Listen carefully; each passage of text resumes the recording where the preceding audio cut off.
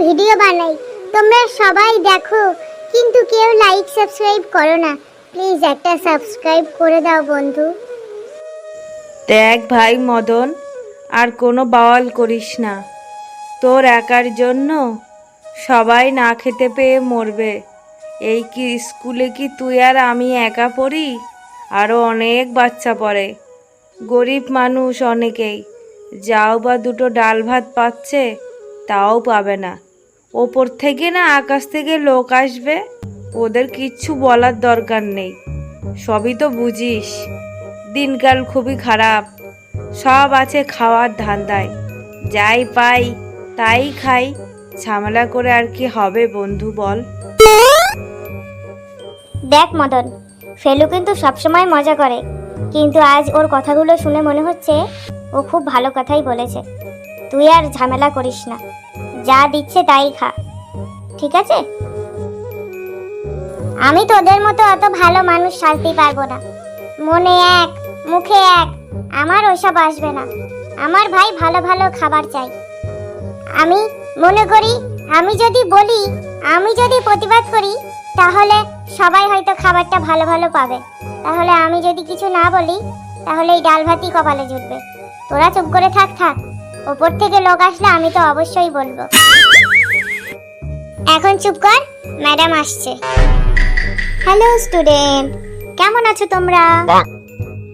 ভালো আছি। ভালো আছি ম্যাম। ভালো আছি বং বং, ভালো আছি ম্যাম। কি হলো তোমার? কথা বলতে গিয়ে এরকম করলে কেন? মনে হচ্ছে তোমার মুখে কিছু আছে। কই দেখাও দেখি। এখনো তো টিফিন পিরিয়ড হয়নি, তাহলে মুখে কি দিয়েছো?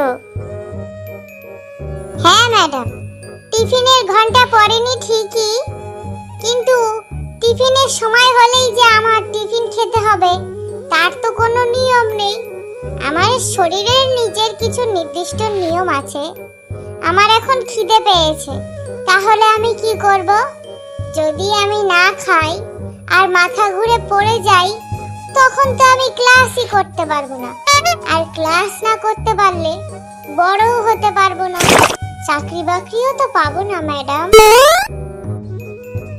গুড গুড, এভাবে তো ভেবে দেখিনি। ঠিক আছে, তো তুমি কি খাচ্ছিলে? আমাকেও একটু বলো, আমি শুনি। আসলে ম্যাডাম, আমার মা তালের বড়া বানিয়েছিল, তাই ভাবছি ওকে একটা দিই, ওর খিদে পেয়েছে যখন। বাহ, এটা তো খুব ভালো কথা। তালের বড়া, তালের বড়া আমার খুবই ভালো লাগে। ঠিক আছে ফেলু, টিফিনের সময় আমাকে দুটো তালের বড়া দিয়ে এসো কিন্তু। তাহলে এখন ক্লাস শুরু করি। শালা আমার কপালটাই খারাপ, মা অল্প দুটো তালের বড়া দিয়েছে, তাও অনেকজন ভাগিনদার। কি আর করা যাবে, এই বংলি ম্যাডামকেও দুটো দিতে হবে।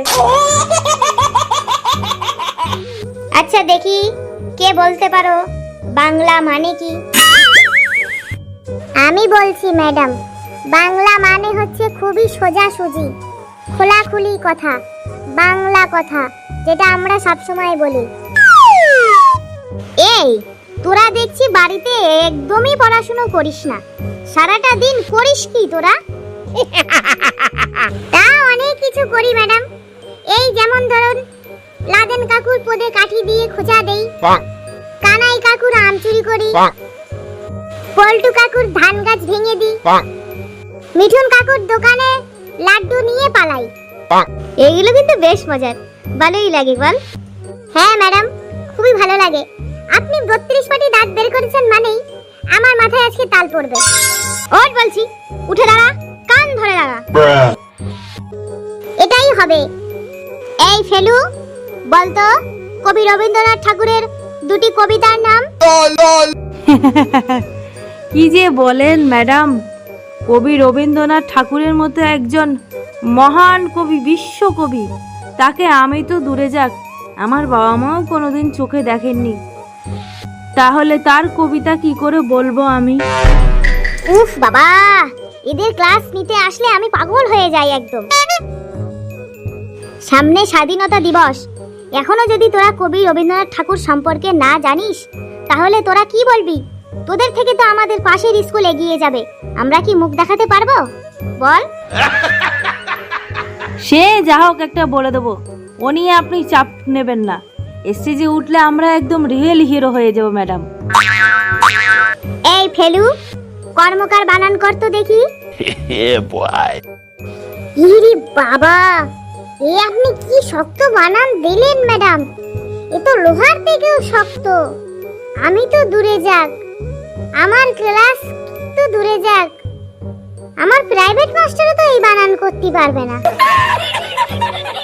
কর্মকার বানান করতে পারবে না? না ম্যাডাম। ম্যাডাম, এবার মনে হচ্ছে আমার কানটা ছিঁড়ে পড়ে যাবে, ব্যথায় পাগুলো ফেটে যাচ্ছে ম্যাডাম। আমি কি বসবো? বসতে পারিস।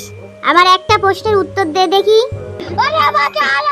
বল, স্বরবর্ণ ও ব্যঞ্জন বর্ণ কাকে বলে? ম্যাডাম, কাকে বলে কাদেরকে বলে আমি তো ঠিক জানি না, কিন্তু আমি জানি স্বরবর্ণ মানে সে হলো আমার মতো, একা একা রাস্তা দিয়ে চলে। আর ব্যঞ্জন বর্ণ মানে সে হলো আমার দাদা মদনের মতো, যে বাড়ি গেলেই আমার সঙ্গে যুক্ত হয়ে যায়। আর সারাদিন আমি স্বরবর্ণের মতো একা একাই থাকি, আমার কোনো পাত্তাই দেয় না ও। এই পুচকে বাদর, তোকে ম্যাডাম পড়া জিজ্ঞাসা করেছে, আমাদের কথা জিজ্ঞাসা করেছে, তুই আমাদের কথা আগ বাড়িয়ে বলছিস কেন?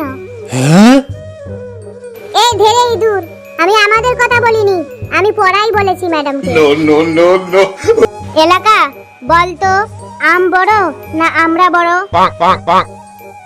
ম্যাম, যদি আপনি লেখার দিক দিয়ে ধরেন তাহলে আমরা বড়, আর যদি আপনি সাইজের দিক দিয়ে ধরেন তাহলে আম বড়। তুই একমাত্র ছেলে এই স্কুলের ভবিষ্যৎ, যে পড়া করে আসিস। আচ্ছা, আমি তাহলে আসি, কেউ ঝগড়া ঝামেলা করো না কিন্তু।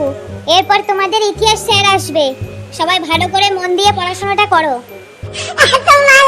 কি? এরপর হিটলার স্যারের ক্লাস গেল।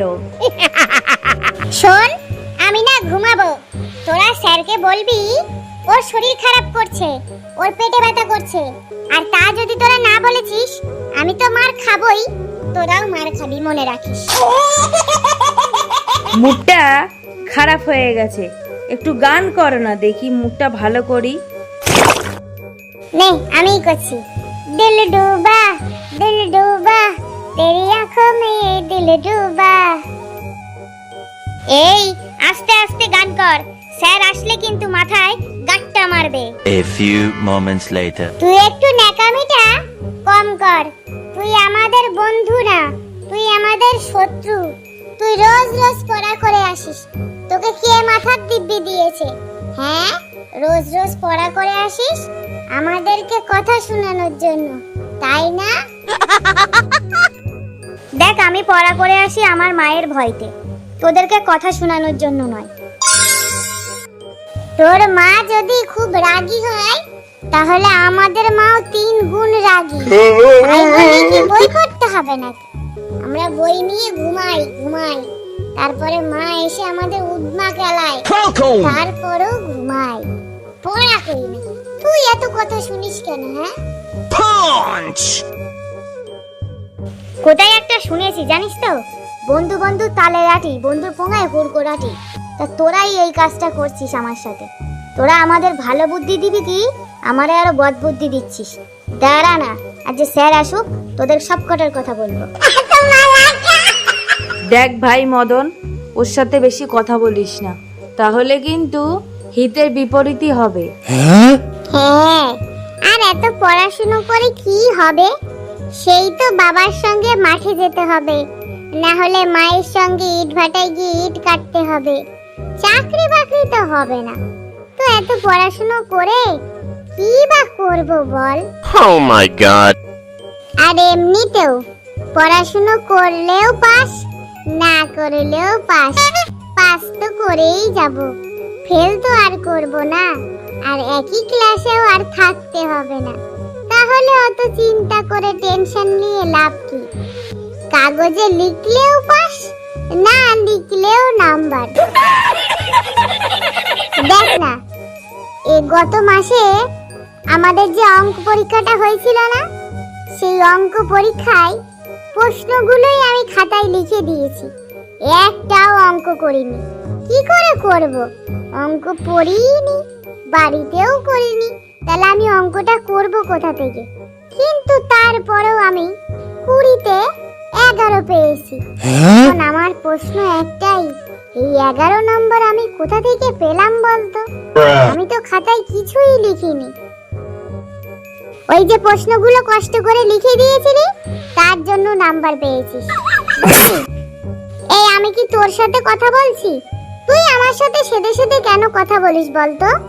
শোন, এটা বাড়ি না, এটা স্কুল। এখানে আমি আমার মর্জির মালিক। কার সাথে কথা বলবো, কার সাথে বলবো না, সেটা আমি ঠিক করব। তুই আমার সাথে একদম কথা বলবি না। তুই আমার সাথে কথা বললেই আমার মুডটা খারাপ হয়ে যায়, বুঝলি তো? আর তোর সাথে আমার মিশতে একদমই ইচ্ছে করে না। সেটা কি তুই বুঝিস না? না বুঝেও না বোঝার ভান করিস কোনটা? আর এই ক্লাসটা হলেই টিফিন পিরিয়ড। তুই যে এত সুন্দর করে কথা বলছিস তা কি আমি বুঝি না? মা আমাকে 2 টাকা দিয়েছে, তোকেও তো 2 টাকা দিয়েছে। তুই আসার সময় কাকুর দোকান থেকে লেমন জুস কিনে খেয়ে নিয়েছিস। এখন তুই টিফিনে কি খাবি আমার সাথে ভাব করছিস, যাতে আমি তোকে ওখান থেকে 1 টাকা দিই আর তুই খাবার খাবি। ওই ওই কলে আর জল উঠছে না। প্রত্যেকদিন নিজের খাবারগুলো খেয়ে, নিজের পয়সাগুলো খেয়ে নিয়ে পরে আমার সামনে ভালো সাজে, দাদা দাদা আমাকে দে। শোন, বাচ্চা বাচ্চা ছেলে মেয়েগুলোর সামনে আমাকে দাদা বলে ডাকবি না, তাহলে তোকে আমাকে ফুচকার ভাগ দিতে হবে। আর আমি যখন ফুচকার দোকানে যাব, আমার পিছনে গিয়েও দাঁড়াবি না কিন্তু, এই আমি বলে দিলাম। আজকে যদি আমার পিছনে গিয়ে দাঁড়াস, আমি কিন্তু পকেটে করে লঙ্কা নিয়ে এসেছি, কায়দা করে তোর ফুচকার মধ্যে দিয়ে দেব। তোর মনে যে এত হিংসা, তা তোকে না দেখলে মনে হয় এই ভারতবাসীর লোকেরা জানতোই না।